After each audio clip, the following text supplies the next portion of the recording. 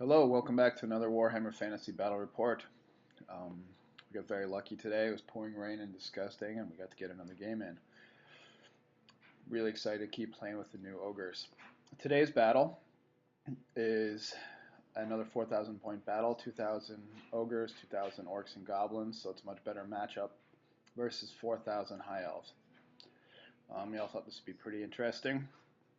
Gives this new High Elf player, Rob, a chance to kind of test out his army, test out his wings, see how it goes.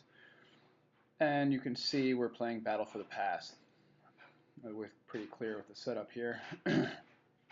And you can tell that we've got a lot of units and a lot of different models, and they're all kind of packed in there, but they're looking pretty sharp. They're going to be really cool as we continue to paint them.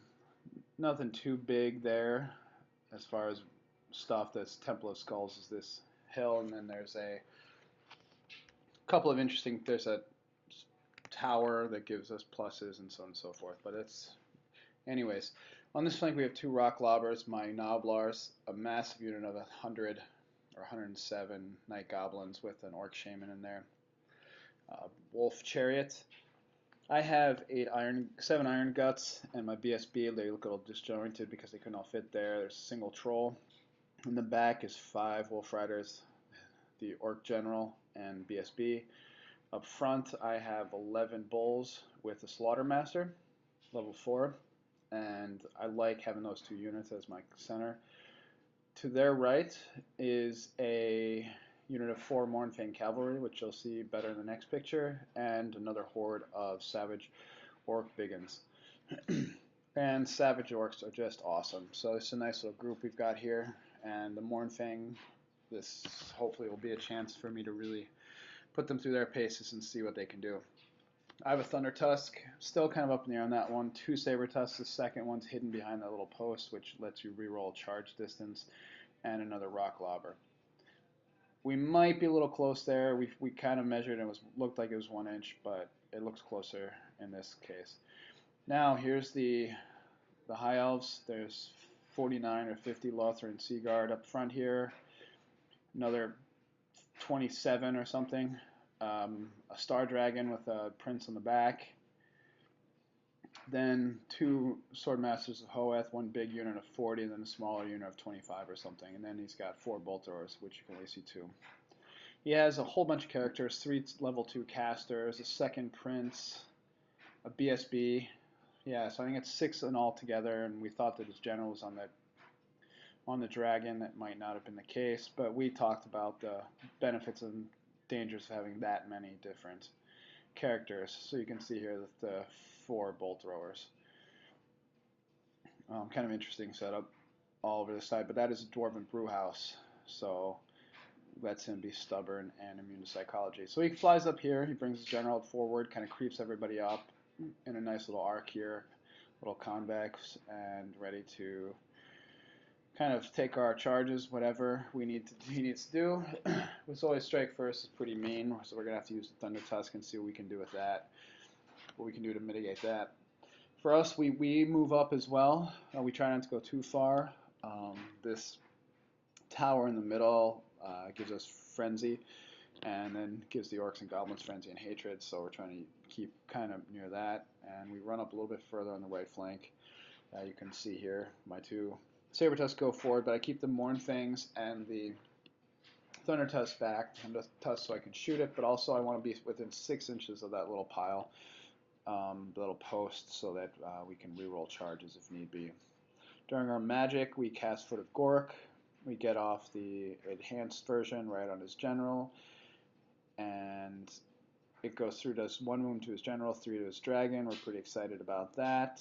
We roll to see where it goes, and of course we roll 1, so he puts it on the Orc General unit, and the Orcs, the General and the BSB pass their Lookout Sirs, but get pretty banged up.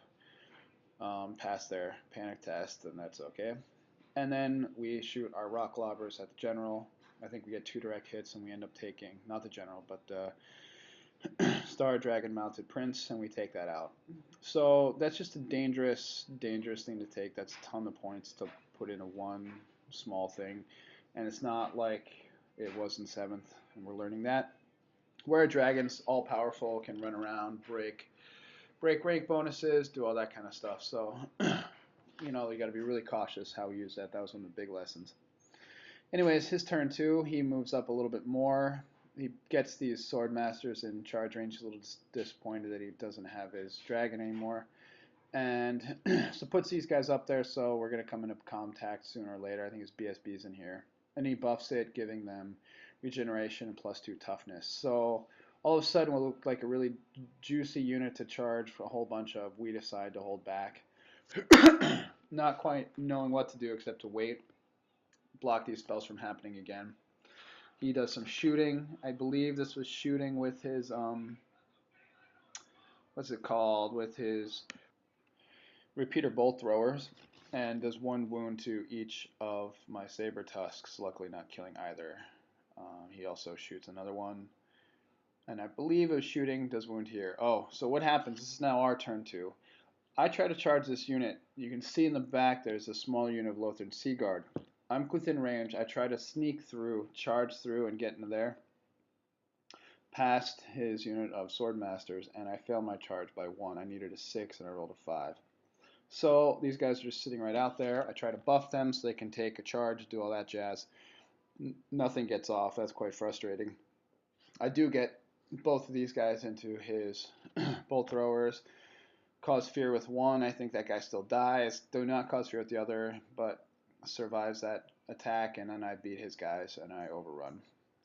So this one's going to take a minute to explain, but because I failed this charge, I realized that my bulls, my ogres, are just sitting right there, a bit of trouble. So what I do, I put my Thundertusk right out in front of the Swordmasters, so he cannot charge the bulls without hitting my Thundertusk.